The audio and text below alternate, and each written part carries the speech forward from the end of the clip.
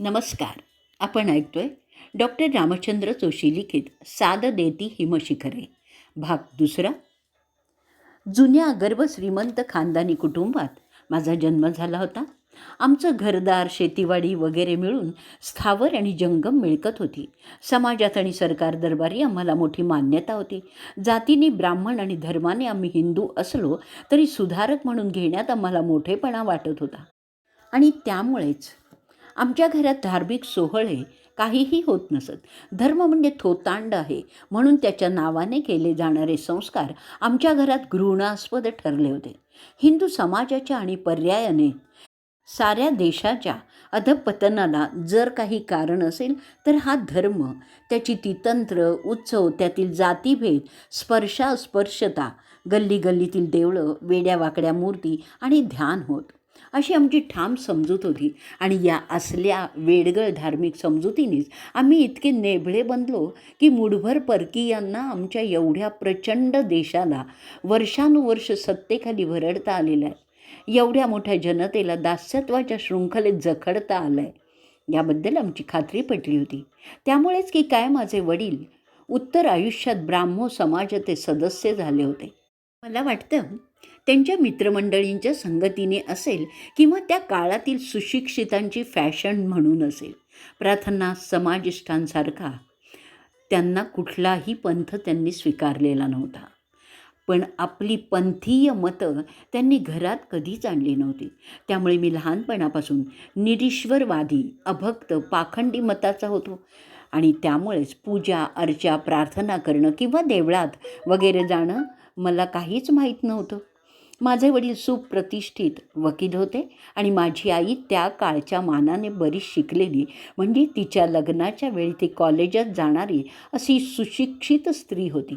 बापाची एकुलती एक धनाढ्य आणि सुप्रसिद्ध पित्याची लेक म्हणून फार मोठ्या संपत्तीचा वाटा आईने आपल्या लग्नाबरोबर आमच्या घरात आणला होता. माझे दोन्ही वडील बंधू कामधंद्याला लागून सुस्थिर झालेले होते. सर्वात ज्येष्ठ बंधू कायदेपंडित होते, तर त्यानंतरचे दुसरे बंधू विलायतेहून जास्तीत जास्त उच्च पदवी घेऊन विख्यात भिषकवर्य म्हणून मुंबईत मान्यता पावलेले होते. माझ्या पुण्याच्या डेक्कन कॉलेजच्या 3ऱ्या वर्षाचं शिक्षण चालू होतं. मी कॉलेजच्या वसतिगृहातच राहत होतो. आमच्या घरातील सर्वांचं उच्च शिक्षण याच कॉलेजात झालेलं असल्यामुळे हे कॉलेज म्हणजे एक कुटुंबीय संस्थाच आम्ही समजत होतो. अभ्यासात मी बऱ्यापैकी विद्यार्थी होतो, पण त्यापेक्षा खेळाकडे माझं जास्त लक्ष असल्यामुळे शिष्यवृत्त्यांपेक्षा खेळातील प्रावीण्यात मी जास्त पुढे होतो. निरनिराळ्या खेळात मी इतरांपेक्षा कितीतरी उत्तम खेळाडू म्हणून गणला जात होतो. उत्तम शरीरयष्टी, 6 फुटांपेक्षा थोडी जास्त उंची, देखणं रूप, त्यातच उत्तम कुस्तीगीर, उत्कृष्ट नेमबाजी करणारा, अशी माझी कॉलेजात प्रसिद्धी होती. टेनिस कोर्टवर 2 डाव खेळून मी घरी परतलो. न्याहारी उरकली आणि कॉलेजात गेलो. दररोज जे करीत होतो ते आजही करीत होतो, पण स्वप्नात दिसलेला साधू पुरुष, ती गुंफा माझ्या डोळ्यांपुढून जातच नव्हती. आंतरविद्यालयीन क्रिकेटच्या मॅचेस जवळ आलेल्या होत्या. प्रॅक्टिस करता म्हणून संध्याकाळी क्रीडांगणावर मी हजर होणं जरुरीचं होतं, परंतु डोकं दुखण्याचं निमित्त करून मी प्रॅक्टिसला गेलो नाही. प्रकृती उत्तम असूनही माझं कसल्याच कामात लक्ष लागेना, मन स्थिर होईना. तेव्हा लांब कुठेतरी फिरून यावं आणि बोट मिळाली तर नदीत बोटिंगला जावं असं ठरवून मी खोलीबाहेर पडलो. नदीवर एका वळणाशी मी वळत होतो. तो कोणीतरी मागून हाक मारली आणि ती ऐकली. वळून पाहतो तो रमेश होता. जवळ येऊन तो मला म्हणाला, "अरे, क्रिकेट ग्राउंडवर तू असायचास, तो आज इकडे कुठे? काही खास काम की विशेष गाठीभेटींचं आमंत्रण?" मी म्हणालो, "छे रे, तसलं काही एक नाही. आज खेळावंसंच वाटेना."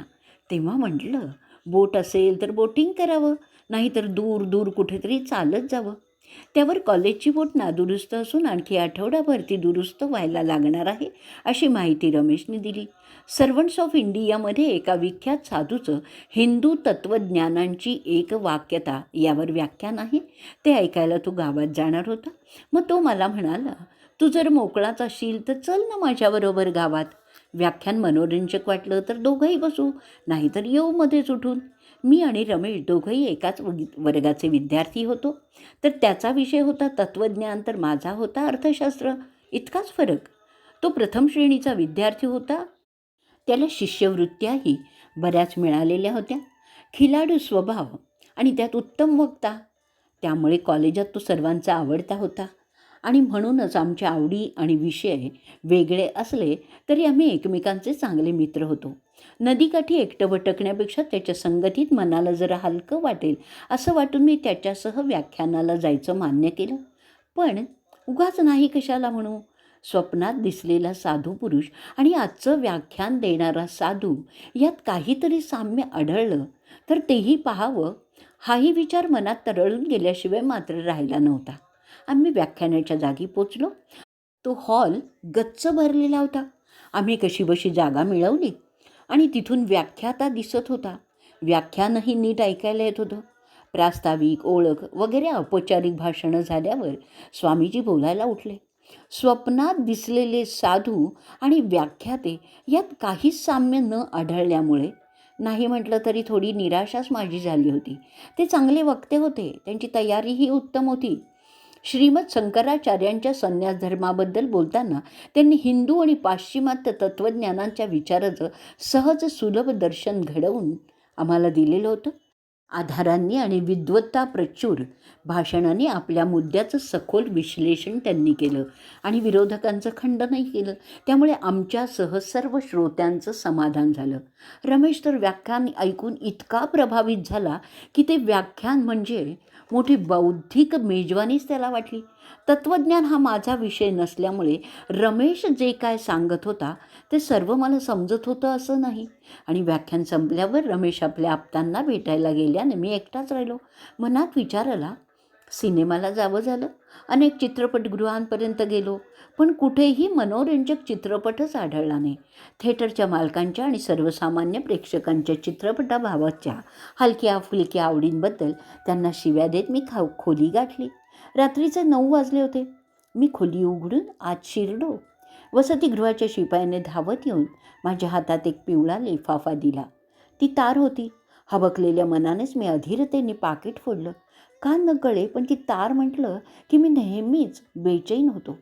लिफाफ्यात काय असेल आणि तेही इतक्या तातडीचं? हा विचार तर नाही ना माझ्या अस्वस्थतेचं कारण? मी सुटकेचा निश्वास टाकला. ती वडिलांची तार होती. दुसऱ्या दिवशी सकाळी ते येणार असून स्टेशनवर येण्यास त्यांनी मला सांगितलं होतं. भोजनाची शेवटची घंटा वाजू लागल्याने मी जेवायला गेलो. मला भूक बेताचीच होती, पण माझीच वाट पाहत रमेश बसल्याचं मला आढळलं. तो गावातून आला आणि तो थेट क्लबातच आला होता. स्वामीजींच्या तत्त्वज्ञानाच्या अभ्यासाबद्दल तो माझ्याशी पुन्हा अतिउत्साहाने बोलत होता. मी खोलीत परतलो आणि ठरवलं की लवकरच झोपी जावं, कारण आदल्या दिवशीची राहिलेली झोप आणि दुसऱ्या दिवशी पुन्हा लवकरच उठायचं होतं. पहाटे 5 वाजण्याचा गजर लावला म्हणजे वडिलांना स्टेशनवर भेटायला वेळेवर पोचता येणार होतं. दिवा मालावून अंथरुणावर आडवा होणार तोच दारावर ठकठक ऐकू आली. जरा नाराजीनेच मी दार उघडलं. दोघा खेळाडूंसह टीमचा कर्णधार आत घुसला. माझ्या प्रकृतीची त्यांनी आस्थेने चौकशी केली आणि पुढच्या आठवड्यात होणाऱ्या अंतिम सामन्याबाबत अघळपघळ गप्पा मारल्या. कॉलेजच्या प्रिन्सिपॉलसकट सर्व जणांना या सामन्याबद्दल कुतूहल होतं, कारण सामना जिंकण्याने कॉलेजच्या कीर्तीत भर पडायची होती. मी प्रॅक्टिसला न गेल्यामुळे माझ्या प्रकृतीची चौकशी करायला प्रिन्सिपॉल साहेबांनीच कर्णधाराला माझ्या खोलीत पाठवलं होतं. ते तिघे जाईपर्यंत झोपायला रात्रीचे 11 वाजले. झोप लागेल की नाही याबद्दल मी जरा साशंकच होतो, परंतु दिवा मालवला, उशी नीट करून डोकं टेकलं मात्र मला गाढ झोप लागली. आजचा भाग आपण इथे संपवूयात. श्री गुरुदेव दत्त.